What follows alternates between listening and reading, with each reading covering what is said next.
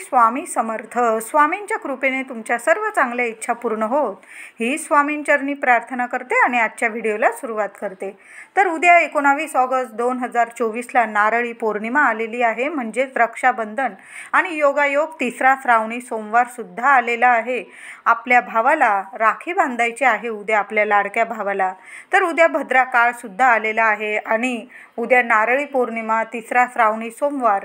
तर मग भद्रा काळात शिवशंकरांची पूजा केली तर चालेल का? तर हो, शिवशंकरांच्या पूजेत भद्रा काळ मानायची गरज नाही. म्हणजे प्रत्येक देवी देवतांची तुम्हाला उद्या आपण कुलदेवीची, स्वामिनीची, आपल्या माऊलीची उद्या सेवा करणार आहोत. तर तुम्हाला देवी देवतांची सेवा, पूजा, उपासना करताना भद्रा काळ पाळायची गरज नाही. तुम्ही केव्हाही म्हणजे दर सोमवारी जशी पूजा करता शंकरांची घरात किंवा महादेवांच्या मंदिरात जाऊन, त्याचप्रमाणे त्याच वेळी तुम्हाला महादेवांची पूजा करायची आहे.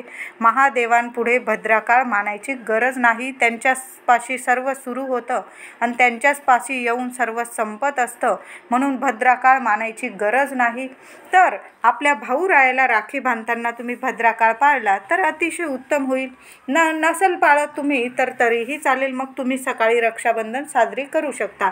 पण जर तुम्ही भद्रा काळ मानत असाल, थोडंसं आपल्या भावासाठी थांबत असाल, तर तुम्ही 1:30 वाजेनंतर दुपारी 1:30 वाजेपर्यंत भद्रा काळ असणार आहे. म्हणजे पहाटे 5:45 वाजेपासून ते दुपारी 1:30 वाजेपर्यंत भद्रा काळ असणार आहे. या काळात तुम्ही राखी नाही बांधली तरी चालेल. मग दुपारी 1:30 वाजेपासून अगदी 9:15 वाजेपर्यंत रात्री हा शुभ काळ आहे.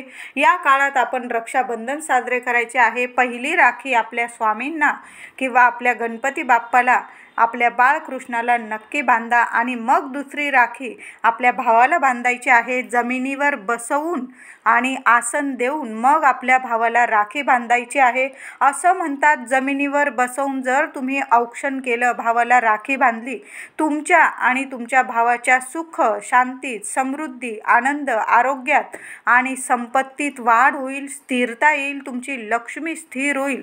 म्हणून उद्या घरात जर तुम्ही राखी बांधत असाल, भावाकडं जा किंवा तुमच्याकडं भाऊ आला, पण जमिनीवर आसन देऊन, आपली जशी परंपरा आहे जुन्या काळापासून, जमिनीवर आसन किंवा पाटावर भावाला बसवून मगच राखी बांधायची आहे. बघा, हे लहान सहान उपाय असतात, सेवा असते आपली, ते खूप काहीतरी देऊन जातात.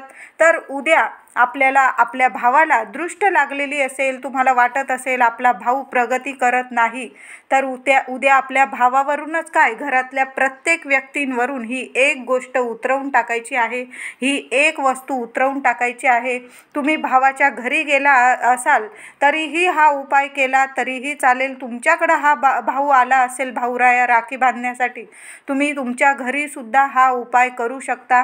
घरातल्या प्रत्येक व्यक्तीवरून, म्हणजे तुमचे पती असतील, मुलं असतील, सर्वांवरून ही एक वस्तू तुम्हाला ओवाळून टाकायची आहे. कितीही नजरबाधा लागलेली असू दे, नजर लागली की मग आपलं वाईट व्हायला लागतं, प्रगती थांबते, यश होत नाही, यश मिळत नाही, कामात खूप अडथळे येतात. म्हणजे अगदी 99% काम होतं आणि 1% ते काम बिघडून जातं आणि सर्व कामावर पाणी फिरत असतं. म्हणून ही एक गोष्ट तुम्हाला उद्या आपल्या भावावरून आणि प्रत्येक मंडळी, म्हणजे तुमच्या घरातल्या प्रत्येक व्यक्तीवरून ही एक वस्तू ओवाळून टाकायची आहे. तर तुम्हाला काय करायचं आहे, उद्या थोडीशी पिवळी मोहरी घ्यायची आहे. म्हणजे आधी आपल्या भावाचं औक्षण करून घ्या, राखी बांधून घ्यायची आहे, जेवण वगैरे करून घ्यायचा. हा उपाय तुम्ही केव्हाही करू शकता. याला भद्रा काळाचं पालन करायची, नियम पाळायची गरज नाही. तुम्ही सकाळी किंवा संध्याकाळी, प्रदोष काळी किंवा अगदी रात्री झोपायच्या आधी जरी हा उपाय केला, पौर्णिमा संपण्याच्या आत, म्हणजे पौर्णिमा रात्री 11:42 संपणार आहे, त्याच्या आत आपल्याला हा उपाय करायचा आहे. तुम्ही 9-10 वाजेपर्यंत हा उपाय, तुम्हाला वेळ झाला तर म्हणते मी, नाही तर तुम्ही संध्याकाळच्या आत हा उपाय करून घ्या. तर काय करायचं आहे, आपल्या भावाला छान औक्षण करायचं आहे. खाली जमिनीवर बसवून आधी तिलक लावा, एखादी सुपारी, आणखीन एक नाणं भावावरून ओवाळून टाका, अजून एक सोन्याची अंगठी किंवा काहीतरी कानातलं वगैरे सोन्याची वस्तूसुद्धा सोन्याच्या वस्तूने सुद्धा आपल्या भावाला ओवाळायचं आहे. आपल्या भावात सुख शांती निर्माण होते. भावाच्या आयुष्यात सोन्यासारखं सुख त्याला मिळतं असं म्हणतात. म्हणून सोन्याच्या वस्तूने अवश्य ओवाळायचं. भावाला सुपारीने का ओवाळायचं, तर सुपारीसारखं टणक बनतो तो. आयुष्यात त्याला कुठल्याही समस्या आल्या तरी पण तो उभा राहतो आणि त्या समस्यांना तोंड देतो आणि प्रत्येक समस्येतून तो मार्ग काढत असतो.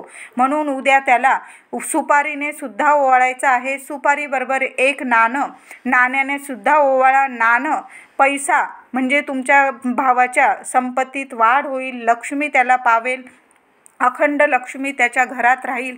म्हणून उद्या एक नाण्याने सुद्धा ओवाळायचं आहे. भावाच्या उजव्या हाताच्या मनगटावर राखी बांधायची आहे. कोणी दोन्ही हातावर राखी बांधतात, असं करू नका. उजव्या हातावरच राखी बांधायची असते. आणि राखी घेताना आपण कुठल्याही देवी देवतांच्या शुभ चिन्हाच्या घेऊ नका. आणि घेतल्यास तुम्ही बांधल्या तर जेव्हा भाऊराया ती राखी काढेल, राखी काढताना कधी पण कापून काढायची नाही. राखी भाऊरायाला सांगून द्या. नीट गाठ सोडवून हलक्या हाताने ती राखी काढून तुम्ही निर्माल्यात टाकायची आहे. आणि देवी देवतांच्या जर राखी घेतली असेल किंवा शुभ चिन्हांच्या, त्यासुद्धा हलक्या हाताने काढायच्या आणि निर्माल्यातच टाकायच्या किंवा एखाद्या झाडाखाली तुम्ही टाकू शकता. पायदळी येऊ देऊ नका. आपल्या देवी देवतांचा किंवा आपल्या शुभ चिन्हांचा मग अपमान होतो. म्हणून मग अशा राख्या घेणं टाळायचं असतं. तुम्ही घेतलेल्याच असेल तर चालेल. आणि तुम्ही चांदीची वगैरे राखी घेतली असेल तर भाऊरायाला ती ठेवून द्यायला लावा. पुढच्या वर्षी तुम्ही तीच जरी राखी बांधली तरी काही हरकत नाही. आता भाऊरायाला काहीतरी गोडाधोडाचा म्हणजे प्रसाद म्हणून पण खाऊ घालायचा आहे. आणि मग भावावरून आपल्याला ही एक वस्तू ओवाळून टाकायची आहे. तर तुम्हाला हातात घ्यायची आहे थोडीशी पिवळी मोहरी आणि थोडासा बारीकसा तुरटीचा खडा. बस ह्या 2 वस्तू घ्यायच्या आहे. उजव्या हातात भावाला पूर्व पश्चिम उभं करायचं आहे. भावावरनं औक्षण झाल्यावर सुद्धा लगेच तुम्ही हा उपाय करू शकता. पिवळी मोहरी आणि छोटासा तुरटीचा खडा घ्यायचा आहे. 7 वेळा भावावरून डोक्यापासून पायापर्यंत नीट ओवाळून घ्यायचं आणि बाहेर जाऊन एखाद्या कोपऱ्यात झाडाजवळ जरी टाकून दिलं, कुणाच्या पायाखाली येणार नाही. आपल्या भावाची इडापिडा कुणाला म्हणजे देणं चुकीचं आहे. कुणाच्या पायाखाली येणार नाही. अशा पद्धतीने आपल्याला ती तुरटी आणि पिवळी मोहरी टाकून द्यायची आहे. आता समजा तुमच्याकडं पिवळी मोहरी नसली तर काय करायचं, तुम्ही काळी मोहरीचा उपयोग केला ह्या उपायासाठी तरीही चालेल. मग काळी मोहरी घ्या आणि तुरटीचा बारीकसा खडा घ्यायचा आहे. आता तुम्ही फ्लॅटमध्ये राहता, अगदी वरती उंचावर राहता, टॉप फ्लोअरवर वगैरे, मग हा उपाय तर करणार. मग तुम्ही तुरटी आणि ती पिवळी मोहरी फेकायला कुठं जाणार, तर तुम्ही वॉश बेसिनमध्ये तुम्ही हात धुवून घेतला आणि ती तुरटी आणि मोहरी पाण्यामध्ये विसर्जित केली तरीही चालेल.